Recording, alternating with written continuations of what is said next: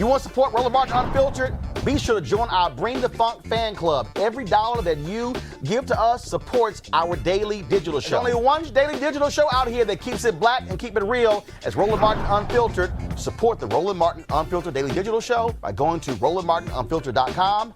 You can make this possible. Speaking of the Biden campaign, they announced today a huge outlay, a $280 million fall advertising blitz. $220 million for television and $60 million in digital ads across 15 states in the lead up to the November election. The ad reservation, which will begin on September 1, is by far the biggest of the 2020 race by either campaign. Now, they have not said how much it will spend in any particular state, but the initial ad buy includes 10 states that Trump carried in 2016. And one of the things that the campaign manager, she actually sent out a statement on this here, and just give me 1 second. I want to pull that up because one, it breaks down again exactly what they are going to do with the dollars. And so let's see here if we can pull this up. If I can, let me turn it this way. All right, let's see here. Go to my iPad if you can. So you may not be able to see this, folks, but Jen O'Malley Dillon, the campaign manager, she lays out the overall strategy in terms of what they want to do with this buy. And so, but one of the things that, and they're calling historic, but they have the states they're reserving TV and digital ad inventory: Pennsylvania, Michigan, Florida, North Carolina, Arizona, Wisconsin, Minnesota, Nevada, New Hampshire, Colorado, Virginia, Georgia, Iowa, Ohio, and Texas. Now they lay out their television strategy and their digital strategy. Then down here they have preparing for the big moments, including the DNC convention, the RNC convention, as well as the debates and National Voter Registration Day. Now, what's interesting here is they say that they're going to be grabbing inventory that reaches specific audiences, such as Complex for our African American audience track and Univision to reach our Spanish-speaking Latino track. Well, that jumped out at me because I immediately said, well, wait a minute, Complex, not a black media company. And so I reached out to the campaign, talked to Kamu Marshall. He said that is not correct, and so that is not the only African American buy that's going to be there. I made the point again. Complex, which is owned by Verizon and Hearst, it's not a black media company. But if you go through their statement, they go down and says key constituents, African American media. And so this is what they say. We will be making a sizable commitment into African American targeted media across TV, radio, digital, and print media. Our campaign understands the importance of the role African American media outlets and personalities play in informing and educating the black community. The campaign is increasing the investment in advertising with African American media over previous election cycles to emphasize Biden's commitment to speak to and meet black voters where they are. We will partner with African American owned media outlets, both nationally and locally, to ensure we are creating a surround sound conversation both in advertising and local social media voices as well. Now, they say television, they're going to be buying ad time, or they reserve ad time, BT, TV One, Bounce, and OWN. But digital, it says our digital reservation will reserve inventory on Complex, Blavity, Vivo, iHeart, and Pandora. And then they have radio. Now, I again said to them, hey, wait a minute. Under digital, only one black-owned company there is Blavity. I said Complex, iHeart, Pandora, Vivo. Those are not black companies. They shouldn't even be called African American media. Again, said that was an issue. They said that other company, they're talking to other people right now, negotiating various deals. Dr. Bev, I want to start with you. It's very interesting because when I put this out in social media, I had some black folks who were upset by saying, why are you rocking the boat? Look, we got to get Trump out. And I said, wait a minute, what the hell are you talking about? I said, I've been saying for years, I did a commentary just 6 days ago saying, don't have us operating as political sharecroppers. Here's the deal, Julian. If black media doesn't get the ad dollars from political campaigns, and if we're not getting ad dollars from corporate, like I talked about the whole issue with Y&R and the census, and so that's government money, then we're not getting money from these major advertisers. That's why black media is small. That's why black media can't hire staff. That's why black media can't pay competitive salaries. And I'm like, giving money to black targeted media, I said, ain't the same as giving money to black-owned media. And you had these black people who were like really upset. And I said, well, how in the hell do y'all think we ever going to be able to grow if we don't get those big contracts? Exactly. Anybody who's upset about you so-called rocking the boat needs to have their head examined, because we have seen Democratic conventions, Democratic primaries come and go, or elections, and we've seen black folks getting crumbs, getting very, very little. We have the capacity. Anything that we need to do, we can do. We have the capacity in our community. You ought to be having a big old chunk of change, because you have, I don't know how many million folks, but it's millions. We had 30 million views last month alone. So, I mean, you should be getting a big chunk of change. You're the only black person who has your own digital platform. And, you know, but it's not about you, Roland. It's about us. It's about the way that these folks treat black people. And Democrats have consistently felt like we don't have anywhere else to go. And frankly, often we have not had. And we need to get Trump out of there so badly, but we don't need to suck it up. If indeed we don't get what is our fair share, we need to show up and show out. And we need to reach out to Biden almost immediately. What are you doing? Not the campaign manager. This is a statement about Biden. Right, and here's the deal. Scott. I reached out to the campaign. I talked to Kamala Marshall. I talked to others, and they said, look, there are a number of other buys we're going to be doing. This was just the first salvo. I said, yeah, but first impression. Then why announce it? Hold on. I said first impressions matter. I said, here's the other piece. I said, you're reserving time beginning September 1. I said, hey, if we got to wait longer, I said, it's only 60 days from September 1 to Election Day.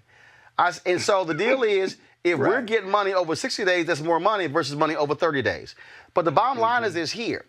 But the thing that gets me, Scott, on this deal is I'm dealing with black people, again, who are commenting and whatever.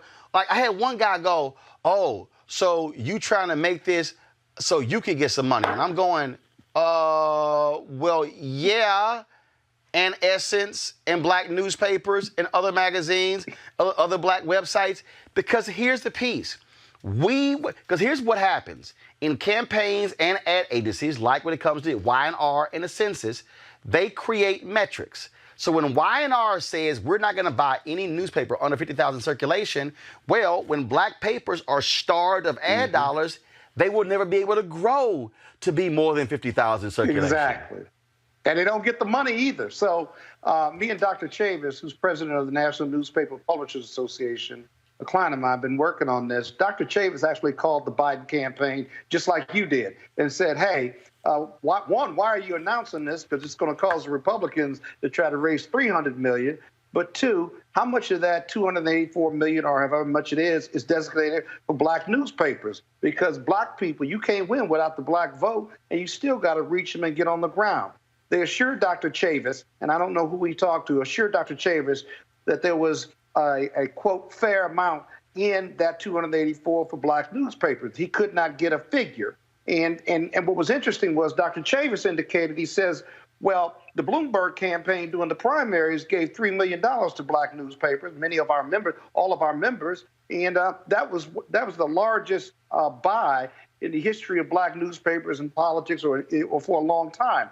And so Dr. Chavis has decided to stay on top of this, to continue to call and communicate until they can get some defined answers. And I think that's what we've all got to do. And by the way, to your listeners and your people on Twitter, this is not about Roland Martin. He's in media, and he has a right to ask, because Roland's not asking for himself. He's asking for his digital platform and every other black newspaper or media outlet, because it's going to take multiple voices, because people get amnesia when it comes to black people and voting and politics. They go get elected, and then they forget about how they got there, whether it's Biden or anybody else. You got to stay on top of it. Well, and the thing, Robert, here's the piece, and it's very simple.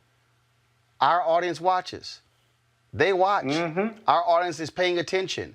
They're watching these videos. And the thing that, look, I was talking to a woman today who was very much involved in politics.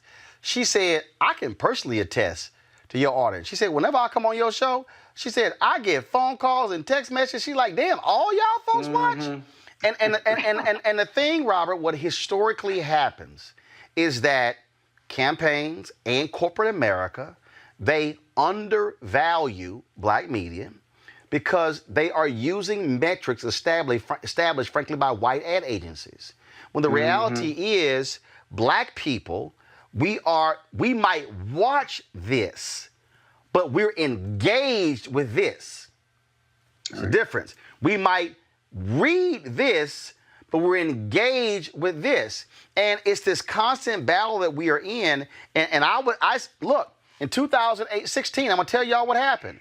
They were pushing the Hillary Clinton campaign to invest money in black media. They were like, yeah, we're good, we're good. Well, guess what? The Friday before the election, I get an email. Hey, could you send us some names? And I'm like, election Tuesday. They were trying to throw as much money, and I'm going, because your asses didn't do it 60 and 90 days ago. You waited till the Friday before the election. Now, the Biden campaign, again, I talked to them, said, we are not going to make that same mistake. And I said, okay, but we will be watching. Robert? But Hillary... Hold on, Robert. Look, Roland, Malcolm X said it. You put them first and they put you last. Why? Because we act like chumps. Let's understand something. The Democratic Party does not exist without the African-American vote. If African Americans left the Democratic Party tomorrow and became an independent party that was a swing voting party that was not ascribed to any particular party on the left or the right, then the Democratic Party would turn into the Whigs. They would turn into the Greenback Party.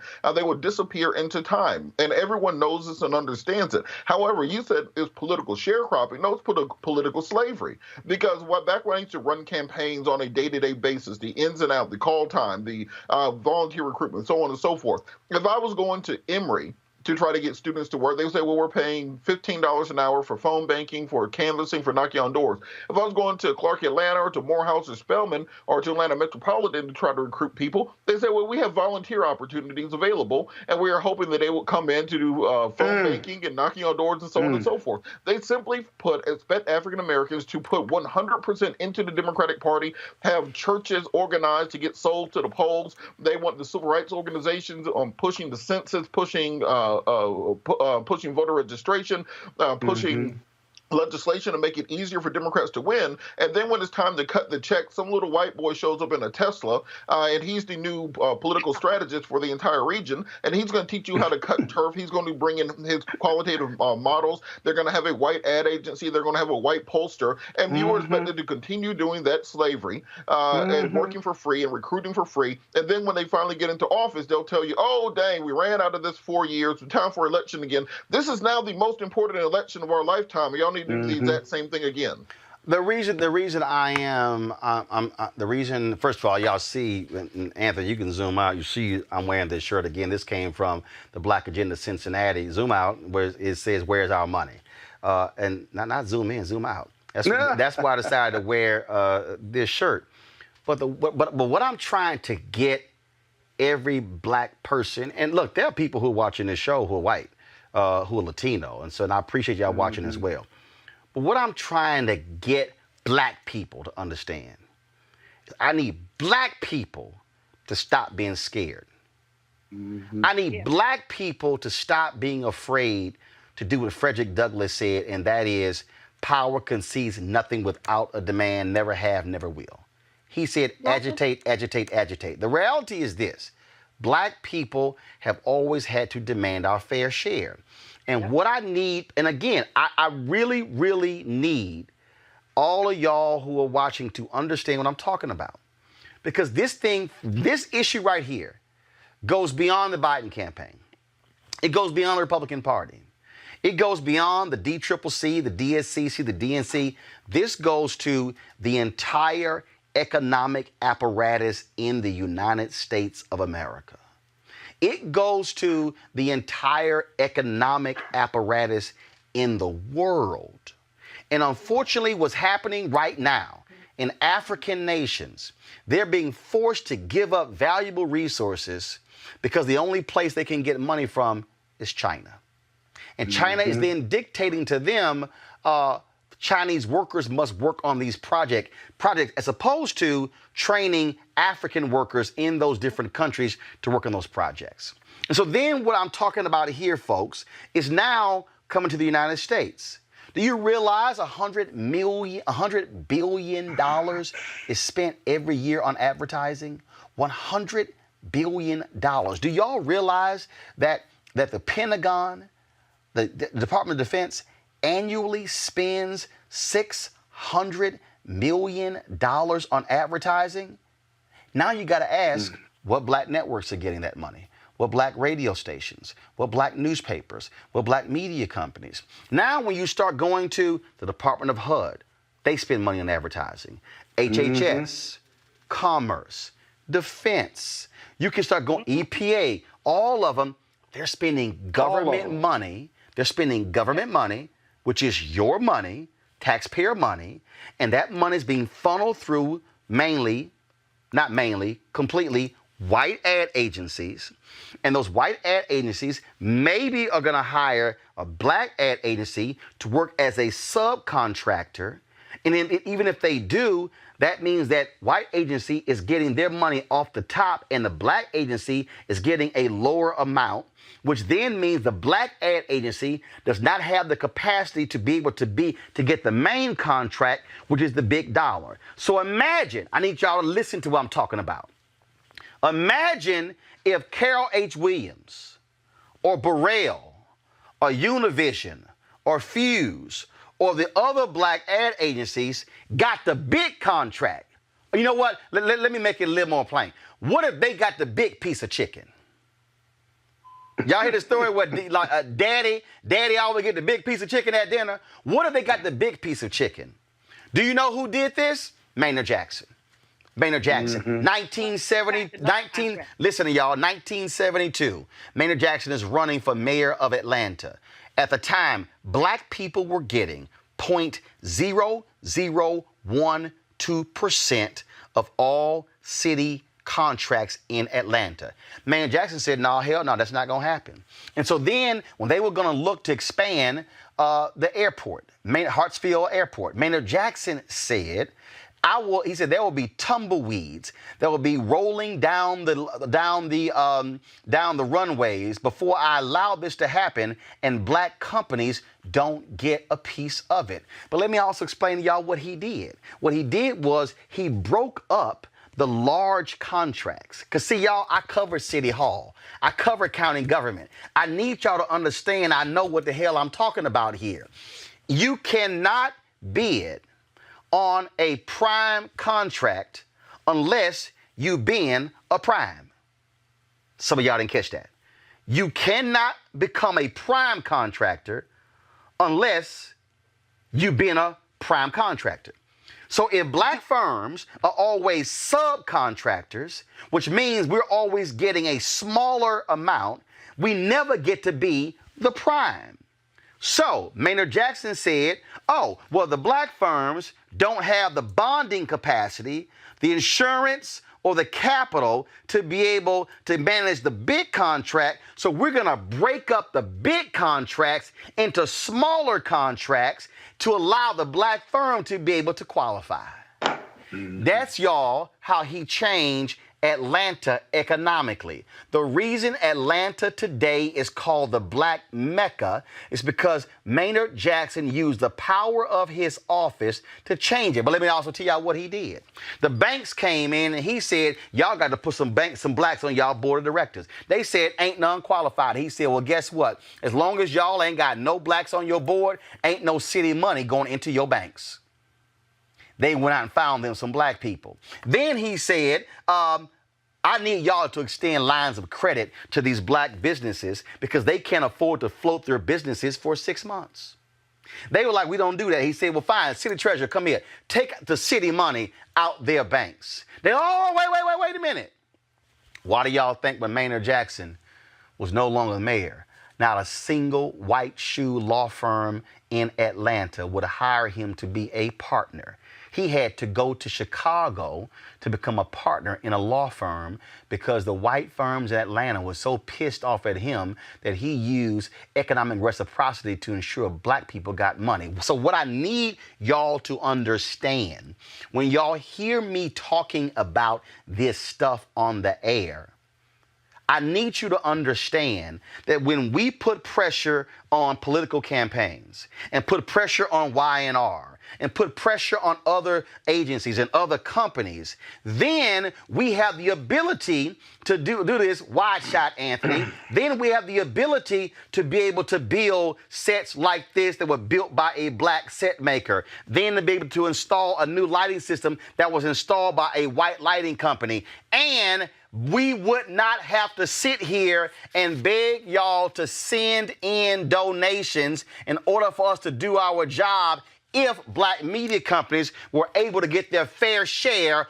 of the advertising dollars. And guess what then happens? When we are able to get our fair share of the advertising dollars, then we can also then begin to hire African Americans and others to do more work. Then our staff can be more than 5 people. It can now be 10 and 15 and 20 and 30 and 50 and 100. Then we can grow to be able to the size of the New York Times and the Wall Street Journal and CNN and MSNBC. And now all of a sudden, while we are doing that, we're then able to hire more people, create wealth, and build. Everything I just told you starts with us getting our fair share. So don't sit here and say, how dare you make a demand? That's what the hell you're supposed to do. Otherwise, we will never be able to grow. We will always be small, and we will always be begging somebody, please, can you give me a nickel, when we've actually earned the full dollar. All right, folks, back to our Roland Martin Unfiltered video in just one moment. It's time to be smart. When we control our institutions, we win. This is the most important news show on television of any racial background. Y'all put $2, $3, $4, $5, $10, $15, $20, $30 on this and keep this going. What you've done, Roland, since this crisis came out in full bloom. Anybody watching this, tell your friends, go back and look at the last 2 weeks, especially of Roland Martin Unfiltered. I mean, hell, go back and look at the last 2 days. You've had sitting United States senators today, Klobuchar and Harris. Whatever you have that you can bring to Roland Martin Unfiltered to support it, please do, because this information may literally save your life. Watch Roland Martin Unfiltered daily at 6 p.m. Eastern on YouTube, Facebook, or Periscope, or go to RolandMartinUnfiltered.com. Support the Roland Martin Unfiltered Daily Digital Show by going to RolandMartinUnfiltered.com. Our goal is to get 20,000 of our fans contributing $50 each for the whole year. You can make this possible. RolandMartinUnfiltered.com.